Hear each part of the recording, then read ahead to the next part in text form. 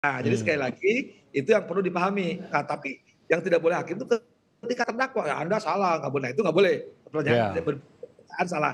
Tapi sekarang kan udah karena di pemeriksaannya udah tanda petik kacau beliau gitu kan karena diputar-putar jadi orang yang melihat ini terdakwa atau saksi. Tapi kalau lihat hukum acaranya sekarang posisinya semua sebagai saksi karena belum selesai alat buktinya. Nunggu ahli dulu, baru yang meringankan ya atau kemudian ahli dari terdakwa. Nah, baru setelah itu silahkan terdakwa diperiksa. Nah, sedang pemeriksaan inilah yang tidak boleh hakim keceplosan. Makanya ketika ada pernyataan, mohon maaf saya katakan tak pengamat, tak ahli hukum, tak profesor hukum, wah hakim enggak, dia sedang meriksa saksi kok, bukan meriksa terdakwa, maka hakim Mmm. nggak boleh menyatakan kesalahan, bentuknya harus dalam bentuk putusan. Inilah orang harus menguasai itu. Nah, teknik-teknik ini memang hakim, kalau hakim sudah mengatakan kalau di perkara split ya dipisah yang tadi saling silang, hakim sudah mengatakan bohong tidak masuk akal, berarti hakim sudah menguasai bahwa terdakwa ini sebenarnya karena saya pengamat boleh ya, ini Mmm. udah satu salah akan kena gitu kan. Cuman tadi sering saya katakan, tinggal ini main hukumannya, apakah terhadap FS ya akan hukumannya maksimal, apakah MRR, PC juga hukumannya gimana, ya cuma saya kalau saya catatan untuk E ya, kalau M termasuk saya akan keras mengatakan karena hukumnya mengatur, dia harus tidak dapat dipidana, apapun orang mengatakan sekali lagi segera kebagi E tidak dapat dipidana, itu aturannya jelas sekali lagi.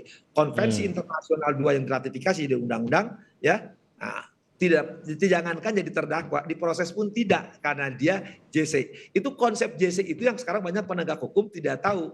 Yang tadi mungkin tapi kalau Timi mengaitkan saksi mahkota itulah konsep saksi mahkota yang di kita di split. Kasih saksi mahkota oke boleh, tapi kalau JC konsep baru ya di dua konvensi dunia manapun tidak diadili. Bahkan pemeriksaannya juga tidak langsung. Cuma saya salut Mmm. lagi kayak ini karena kooperatif lurus, dia mau aja sidang Diikutin aja gitu ya?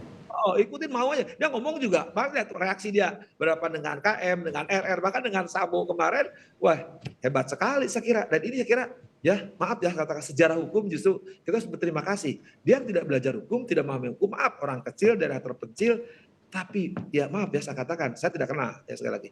Ternyata Mmm. dia membuka aib semua dan lancar. Bahkan coba seorang jenderal ya harusnya malu menghadapi anak buah yang pangkatnya Mmm. Barada, tapi kejujurannya itu ya dengan pengakuan dosa, makanya itulah hukum membuka Pak, tapi sekarang banyaklah pasal yang tidak ngerti pasal 51 atau ajas idamun, yang itu sekarang kita punya 2 kondisi nasional yang harusnya terjemahannya sekali lagi timnya, tidak mengurangi, tidak memproses tuh.